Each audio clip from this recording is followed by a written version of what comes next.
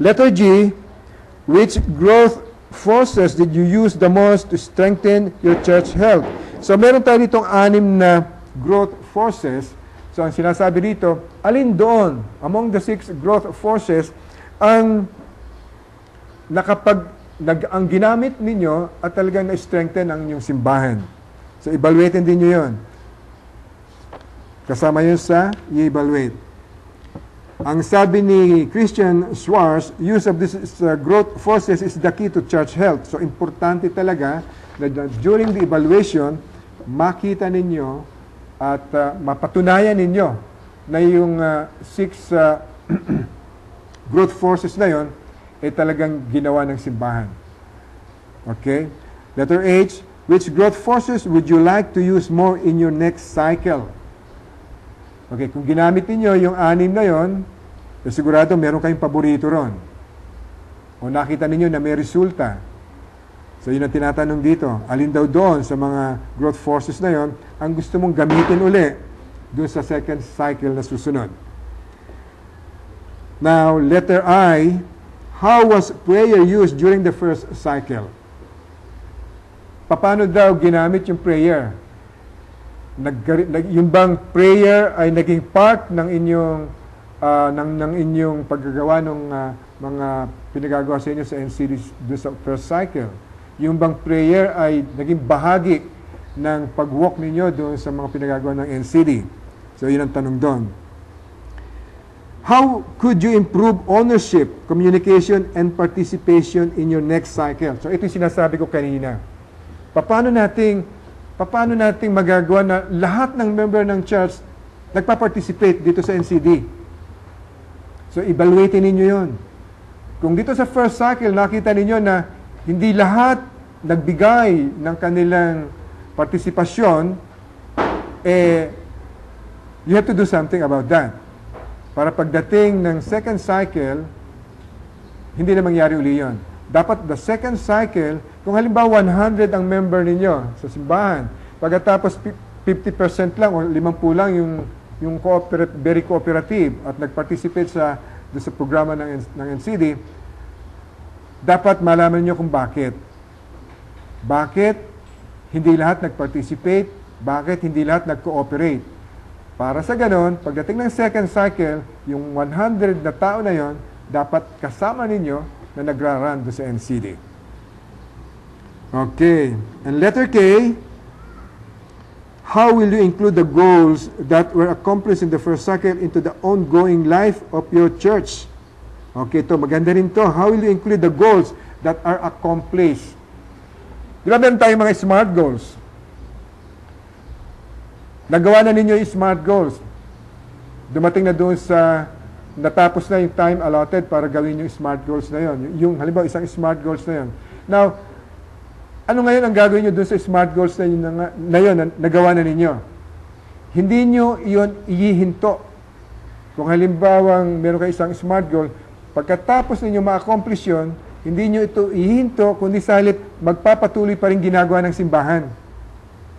Yun po ang ibig sabihin yun. So, magkakaroon kayo ng another set ng mga SMART goals o ng mga goals, pero yung mga goals na na-accomplish nyo na during the first cycle, hindi nyo dapat iwanan. Patuloy pa rin yun. So, ang mangyayari, habang nag-i-increase ang cycle ninyo, dadagdagan naman yung mga goals ninyo na patuloy na ginagawa ng simbahan. Ibig sabihin, unti-unti, yung 8 qualities ng SMART goal o ng NCD ay unti-unti na nagiging bahagi na ng inyong system ng simbahan. Kaya ano man yung SMART goals na yun, tuloy pa rin siya. Letter L, what were some of the key factors contributing to the increase of your church health? Ano yung mga factor na nakatulong? Like halimbawa, ang isang factor na po pwedeng masasabi ko sa amin, ang isang factor na nakatulong sa amin para maging successful yung NCD ay lagi naming inuulit sa kongregasyon yung SMART goal. Di ba meron kayong SMART goals, ano? May SMART goals. Ang SMART goals, hindi lamang yung implementation team at saka yung pastor ang nakakaalam. Importante na alam ng membership ng buong simbahan yung SMART goal ng simbahan. So malaking factor po yun. Malaking factor yun.